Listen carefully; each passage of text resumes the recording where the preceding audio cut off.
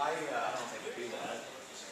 I tried to interview you. I want to thank the alumni who reached out to me, and especially between their Major League Baseball games, and told me how important this was for Gaucho baseball to get to a national prominence, and they were there to support anything they could do for that. Showed me how much Gaucho baseball at UCSB still means to them.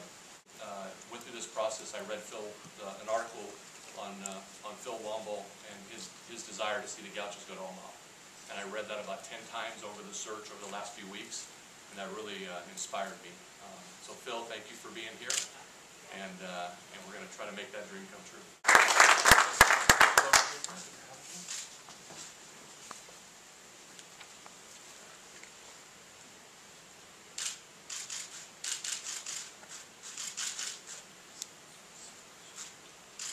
I want to leave this on. I feel better. I feel like I'm coaching instead of behind the podium. This is a little bit more comfortable for me with the hat.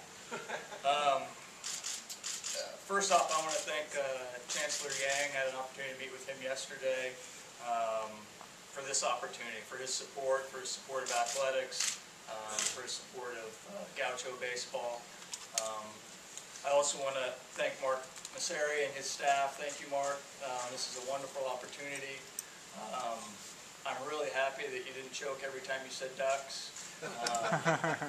But thank you very much, and thank you to all of your staff that have made me feel welcome and made me feel at home.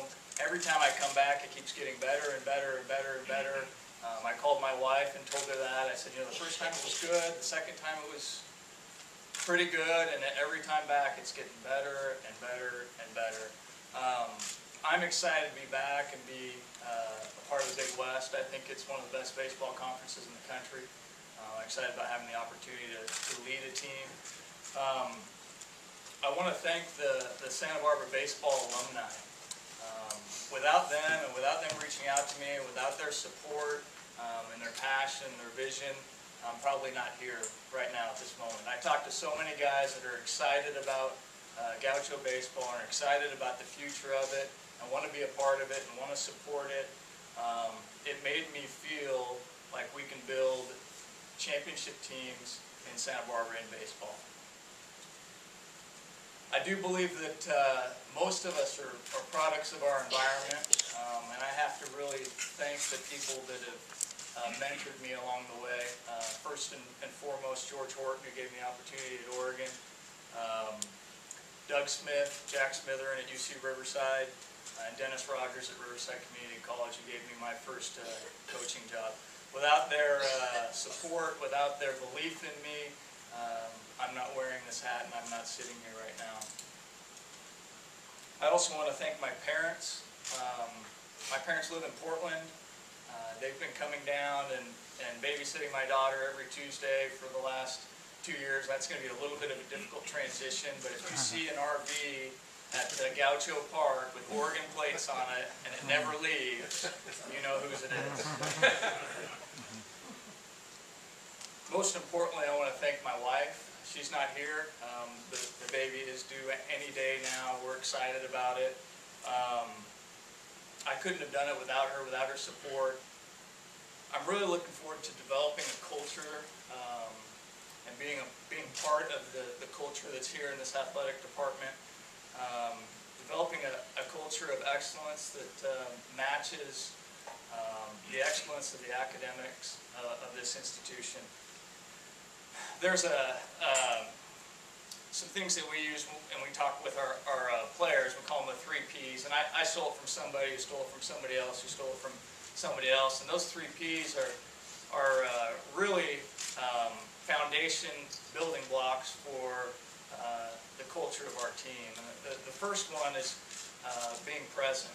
And to our players, to myself, to our coaching staff, we're going to have to be present, and we're going to need to thank all those people that have helped us get to this point, who've offered us jobs, who've offered us scholarships, who've sacrificed years of their lives and time away from their family to get the current Gaucho baseball players here. We need to thank those people. We need to be grateful for the opportunities that they gave us.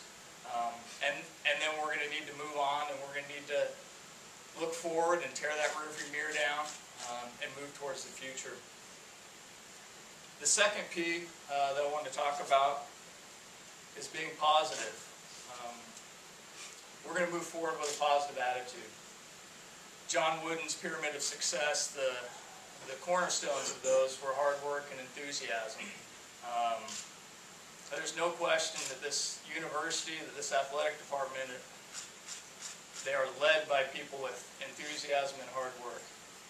Our coaching staff is going to instill that in our players, and it's going to start with us and start from a leadership standpoint.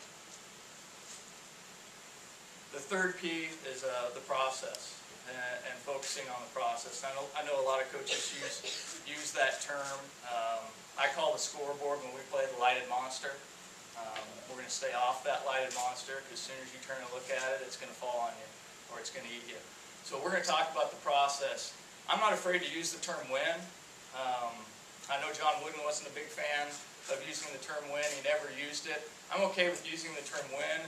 We may not talk a lot about winning baseball games, but we're going to talk about a winning culture. And that winning culture is going to start with everything that we do. It's going to start with our coaching staff winning the recruiting wars. It's going to start with our coaching staff winning graduating players. It's going to start with our coaching staff winning the development of young people, not only athletically, but academically. And it's going to continue on through our players. The winning is contagious. We're going to win morning weights. We're going to win class. We're going to win study hall. We're going to win stretching. We're going to win practice plans. We're going to win shagging. I talked to a couple of the pitchers about this. They kind of giggled when I said we're going to win shagging. But we're going to be the best shaggers out there. We're going to be the best fungo hitters out there. That culture of winning is contagious. And we're going to focus on that process of winning all of those little things. So that hopefully, as we build and we look up at the scoreboard, who knows how far and how long away it'll take, but we turn around and look at that scoreboard that we've got some wins on the scoreboard. But we're going to do it by focusing on that process of winning every day that we can. Pride for the job, you figured this is going to be kind of a roll up your sleeves kind of thing besides the baseball. There was the other stuff that, like that was mentioned in the press conference, the obstacles. Were you prepared for that? Are you used to that from working at other places? That'll be new. That'll be new. I was a little bit more of a behind-the-scenes coach, and press conferences are new for me, and the fundraising portion of it. I did some of that at Riverside and participated in some of that, but at Oregon, they've got a couple guys to go to on the fundraising side that are pretty helpful, so that the coaching staff in general doesn't have to be super involved in that. So those things are going to be new. I'm up for the challenge, excited about it.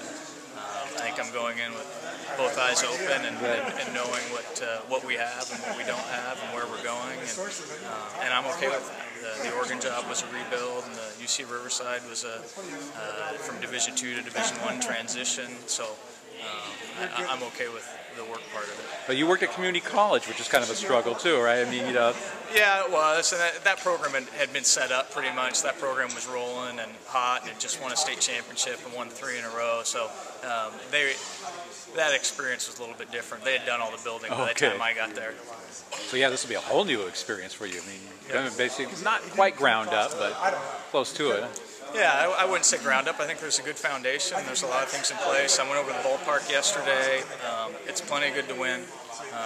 It's plenty good to get people in the stands as the baseball improves. And I think the Gaucho Park plan with the upgrades and the lights will really help. How about your experience working in Southern California at Riverside Community College and at UCR? It's probably got, the lay of the land in terms of recruiting in Southern California. Yeah, that transition should go pretty smooth. In fact, our team at Oregon last year, our whole starting lineup was from California. So they're the best baseball in the country is played in California, and we don't need to go super far to find great baseball players. How about as far as this area? Have you recruited like the Santa Barbara Central Coast area? I know the baseball here is pretty good. We have. I've talked to a couple guys and recruited a couple guys. Not a ton. Not a lot of kids from Santa Barbara wanted to go to Riverside. It was usually the opposite. So there wasn't a ton of recruiting done here. But I know there is good baseball players here. There are good baseball players here.